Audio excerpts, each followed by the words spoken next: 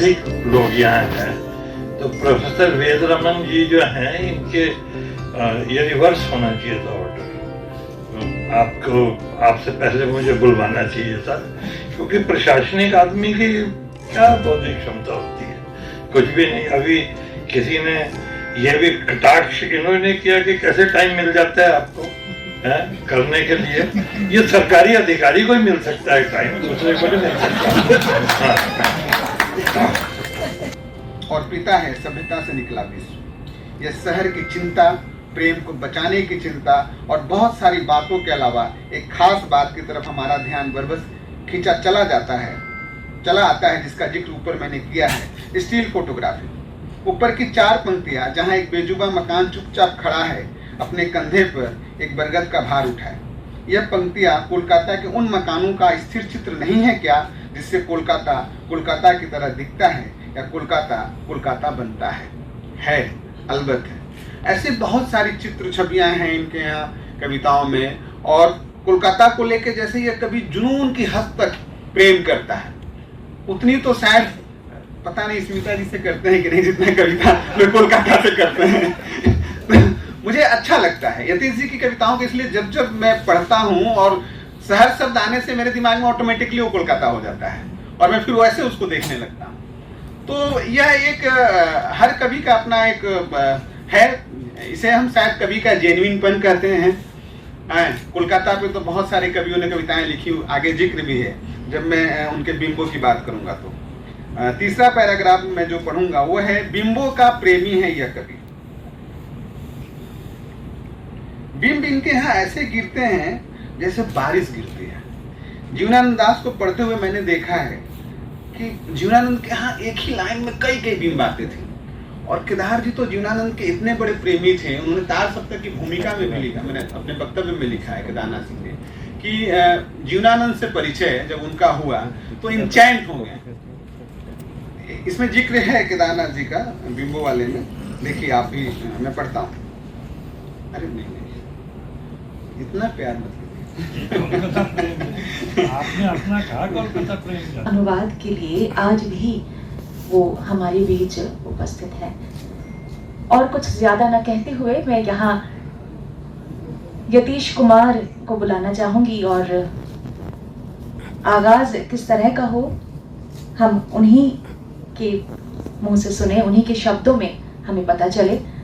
अनन्या दास को याद करते हुए आज के इस कार्यक्रम को शुरू करना चाहेंगे यतीश कुमार जी।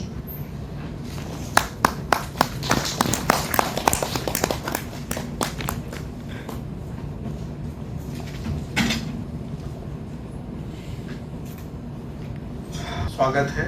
और जो सामान्य कार्यक्रम की जो गतिविधियां हैं वो चयनिका ही चलाएंगी, और मुझे सिर्फ अभी मैं प्रयास करूंगा कि मैम अनन्या दास के बारे में आप लोगों को थोड़ा सा परिचय दूं, और उनका क्या स्थान है मेरी लेखनी में या मेरी यात्रा में, उनको याद करते हुए ये कार्यक्रम की शुरुआत करना चाहता हूँ। अनन्या दास मैम वैसे तो हमारे जो सीनियर हैं रेलवे के, सुजीतो दास सर जो भी यहीं पे हैं, उनका पूरा परिवार है। सुजीतो दास सर मेरे DRM और मेरे बॉस रहे हैं लगभग 2012-13 के बीच। सर के साथ मुझे साथ काम करने का मौका मिला, और उस समय उतना मैं मैम को नहीं जान पाया जितना मैं साहित्य में जब मेरी वापसी हुई 2015 नवंबर के बाद।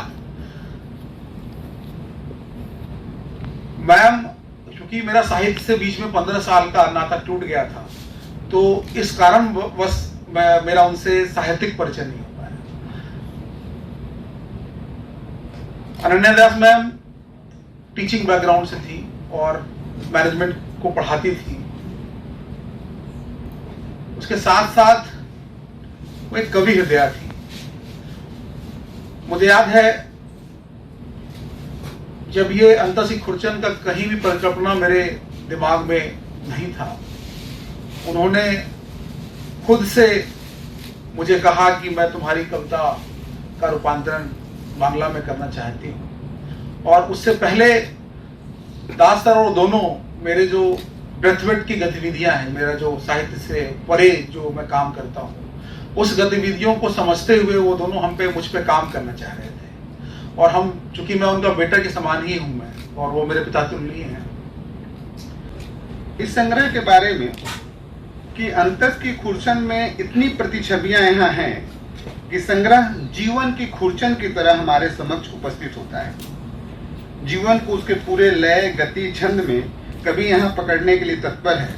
वह एक ही जीवन में सारे संसार को देख पकड़ लेने के लिए तत्पर है। इसलिए लगभग 200 पृष्ठों में फैला यह संग्रह, 200 से थोड़ा कम है, थोड़ा सा नहीं है।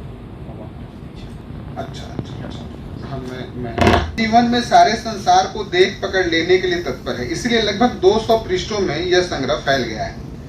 200 पृष्ठ थोड़े ज्यादा होते हैं, लेकिन इससे यह भी सिद्ध होता है कि कवि का अनुभव जगत काफी व्यापक है। व्यापक अनुभव की अभिव्यक्ति के लिए कई कविताएं सीरीज में चलती हैं। वास्तव में आपके पास जब कहने के लिए बहुत ज्यादा होता है तो आप चाह के भी चीजों को कम करके, छोटा करके नहीं लिख पाते हैं।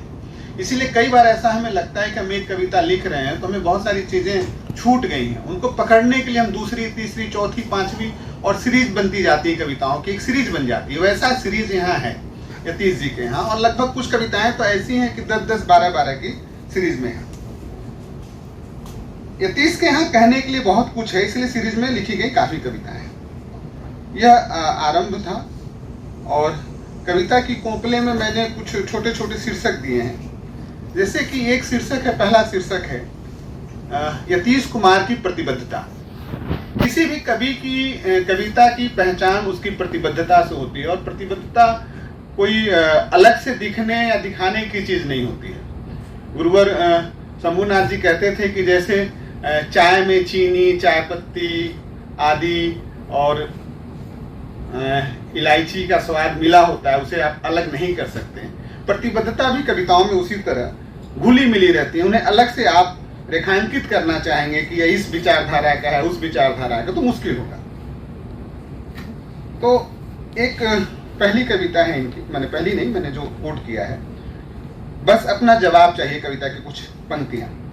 अच्छा बताओ तो, हमेशा सड़क पर सोते लोग ही क्यों मरते हैं? हमेशा मजलूमों की बस्ती गांव क्यों जलते हैं? कश्मीर में सिर्फ भोली जनता दिखती है बोराई, तुम पर आज तक खरोच भी नहीं आई भाई। ऐसी कई पंक्तियां ही नहीं, ऐसी कई कविताएं हैं इस संग्रह अंतस की खुरचन में जो कवि के कंसर्न को सामने लाती हैं। यतीश कुमार ऐसे कवि नहीं हैं जो अपनी विचारधारा को पर्दे की ओर से छिपा कर रखें। उनके यहाँ जो कविता में है, इंशाअल्लाह जीवन में भी वही है। मैं सिर्फ संग्रह पढ़कर यह नहीं कह रहा हूँ, एक ही शहर में रहते हुए और मिलते जुलते हुए जो देखा है, महसूस किया है, उसी आधार पर यह कह रहा हूँ। नहीं तो जिस समाज से उनका रोज का नाता है, वहां ऐसे प्रश्न पूछना कुफ्र समझा जाता है। सबका तो परिचय बहुत लंबा दिया, लेकिन एंकर ने जब JRD टाटा आए तो उनके बारे में जो कहना चाहती थी, उन्होंने कहा कि about JRD Tata let's set the better. तो वो जो कहना चाहते थे कुछ और कह गई। तो चलिए, आपने इतनी बातें कही, बहुत धन्यवाद आपका। अब मैं न तो साहित्यिक हूँ, न आलोचक हूँ, इसलिए ऑड मैन आउट की तरह मैं यहाँ आया हूँ। यतीश जी का आदेश था। हाँ, थोड़ा बहुत पढ़ता जरूर हूँ साहित्य को। वो जो कहता है jack of all trade and master of none, तो आप जैक भी कहें या न कहें पता नहीं। इस पुस्तक को पढ़ने से ये है कि जो यतीश कुमार का जीवन है, जो सादगी है, मैंने देखा कि कविता में भी वही सादगी है, उसी तरह से निश्चल भाव से अपनी बात कहते हैं, वो मुझे बहुत अच्छी लगी। कोई अपनी बात को सरल साफ शब्दों में कह दे, और बहुत सी कविताएं इतनी दुरूह हो जाती हैं, वो कुछ पता ही नहीं चलता है कि कवि क्या कहना चाहता है। तो बहुत सारे ऐसे विद्वान भी होते हैं, उनको लगता है कि अगर मेरी बात सब लोग समझ गए तो शायद उनको विद्वान माना ही नहीं जाएगा। प्लेटो ने दो तरह का लेखन किया था। एक लेखन वो था जो आम लोगों के लिए था, बहुत सरल शब्दों में, सरल भाषा में, और एक दूसरे तरह का भी लेखन किया था जो बड़ा गंभीर था, बड़े क्लिष्ट शब्द और उसी तरह के वाक्य थे। अब इतिहास की विडंबना देखिए कि जो उन्होंने विद्वानों के लिए लेखन किया था वो खो गया, और आज प्लेटो की पूरी ख्याति उन लेखनों पे टिकी हुई है जो उन्होंने आम आदमी के लिए सरल शब्दों में किया था। तो सरलता आकृष्ट करती है, इसीलिए सरल होना कठिन है, कठिन होना सरल है। कई कविताएं जो भी कुछ इन्होंने ये भी किया, मैं तो उनकी तरह लिख करके नहीं लाया था जो मैं कह दूं कि मैं पढ़ देता हूं, लेकिन हाँ कुछ कविताओं को जो मैंने पढ़ा, जैसे एक कविता ये झुंड है।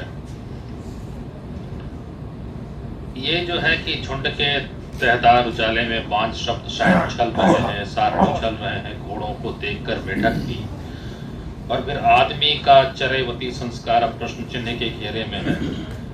अब यतीश जी क्या कहना चाहते हैं वो तो खैर वो समझेंगे, लेकिन एक पाठक के रूप में कि ये सही बात, एक व्यक्ति की जो पीड़ा होती है झुंड में वो कहाँ खो जाता है, उसकी अपनी कोई पहचान, अपनी कोई अस्मिता होती है। अगर मेढक भी जो है सो उछलना शुरू कर दे घोड़ों के साथ, तो उसकी क्या दशा होगी।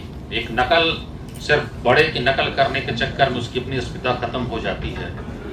लेकिन ये मैं साहित्य से तर थोड़ी बात करूंगा क्योंकि मैं साहित्यिक आलोचक नहीं हूँ। वैसे भी इकाई का कोई महत्व लोकतंत्र में नहीं रहता है। लोकतंत्र भले ही सर्वश्रेष्ठ शासन प्रणाली हो औरों की तुलना में, जैसे कि विंस्टन चर्चिल ने कहा था कि democracy is the worst form of government except all others which have been tried earlier. जो और शासन व्यवस्था को हमने देखा है उनकी तुलना में बेहतर है, लेकिन बहुत ही निकृष्ट है। तो लोकतंत्र में तो जब तक आप झुंड नहीं है, भीड़ नहीं है, आपकी कोई पहचान नहीं है। और जब इकबाल का दर्शन बदल गया था, शुरू में तो भारतीय राष्ट्रीयता की बात करते थे, सारे जहां से चाहे दोस्त था हमारा, लेकिन पाकिस्तान की बात करने लगे कि जमहूरियत उस दर्जे हुक्म, एक वो दर्जे हुकूमत है जिसमें बंदों को गिना नहीं जाता है, तौला जाता है, क्योंकि फिर वहां फिर वही नंबर की बात आती है। और फिर वो तो खैर विषयांतर थोड़ा होगा, उन्होंने पूरी बात ही बदलती थी कि देवों के साए में हम पलकर ज़बा हुए हैं, खंजर हलाल का है, कौमी निशान हमारा, और चीनो और अब हमारा हिंदोस्ता हमारा, मुस्लिम है हम वतन है सारा जहां हमारा। वो हिंदोस्ता हमारा खत्म हो गया था उनका, वो क्योंकि वो वही उनको नंबर के आधार पर उनको लगा कि इस देश में अब हमारे समुदाय के लिए कोई जगह नहीं बचेगी।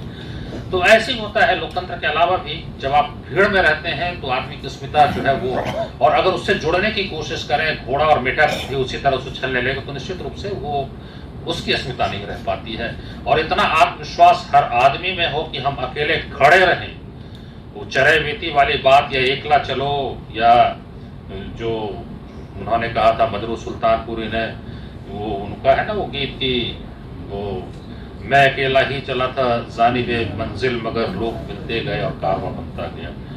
तो इस तरह का अगर आप विश्वास हो तो वो आदमी कर सकता है, लेकिन हार में नहीं होता है। लेकिन मैं इनकी बेचैनी और इनकी तड़प को समझ सकता हूँ कि भीड़ में व्यक्ति क्या महसूस करता है, और उसको अगर उसके पीछे चलने की कोशिश करे तो क्या है, क्या होगा। अभी एक कविता वो वेबसाइट पे भी सुनाई गई, वो मुझे लगता है आज के बारे में है वो कविता, कि किस तरह से वो सांप है और सबकी ये है, और फिर आदमी ने उसकी भाषा ले ली है, उसकी शक्ल को आदमी ने ले लिया है। ये जो वर्तमान है उसमें बहुत सारी बातें होती हैं जो आदमी को बेचैन करता है।